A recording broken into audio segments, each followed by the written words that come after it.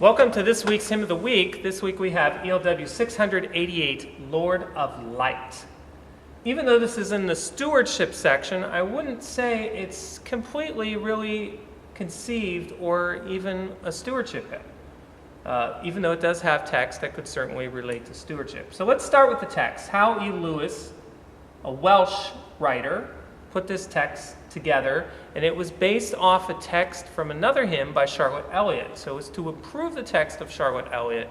Her hymn ended much like this text with part of the Lord's Prayer. Father, as in highest heaven, so on earth your will be done.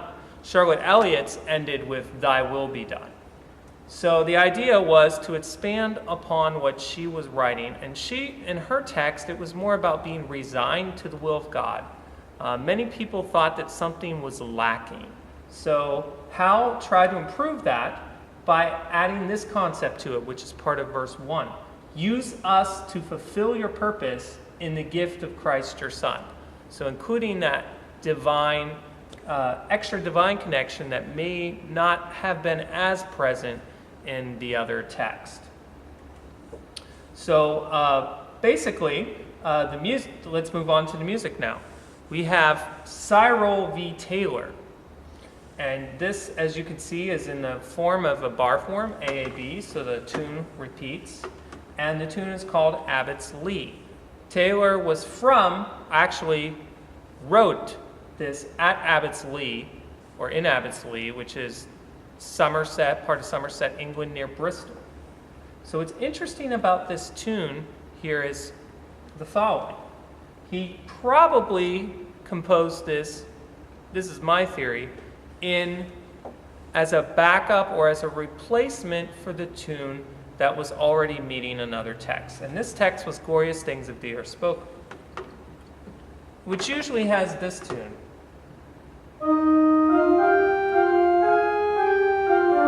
Für das deutsche Vaterland. Yeah, the German national anthem. Or also known as Austria today. So after researching this, I get the sense in 1941 when he would compose this music, he was really trying to compose a tune that would replace that. So the German tune would not be really related to this text. And what he chose to do was come up with Abbots Lee. And so that replaced it. And it became, as he was an assistant to the BBC, the British Broadcasting, he considered that a replacement and also a theme song for a Christian radio program called Lift Up Your Hearts. And what's interesting about this tune, Abbots Lee, is that it was actually probably the first popularized hymn tune via the radio. So we're creating some world history today, celebrating that as well.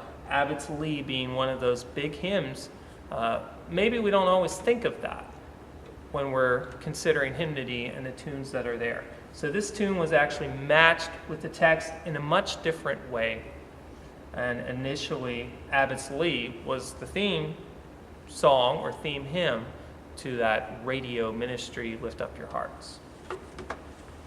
So as I play this week, I like to view it in a few different ways. One is I begin with just the notes to remind us of the power of the Lord's Prayer. Sometimes those words get lost at the beginning because we just say them repeatedly, or they become repetitive. And then the other thing I like to do, and it's something I often do with the organ, is I like to increase the registration. And in this time I'm going to make it very simple. I'm going to hold the chord for you. Initially, I'm going to add the oboe. It's a chorus reed sound on this organ. Then I will add the mixture to crown the sound. Okay. Then I'm going to add a trumpet stop in the pedal. And then I'm going to add a 16 bombard, almost trombone-like stop in the pedal. So that will increase each time. So hopefully you'll join me in Lord of Light, 688. Here we go.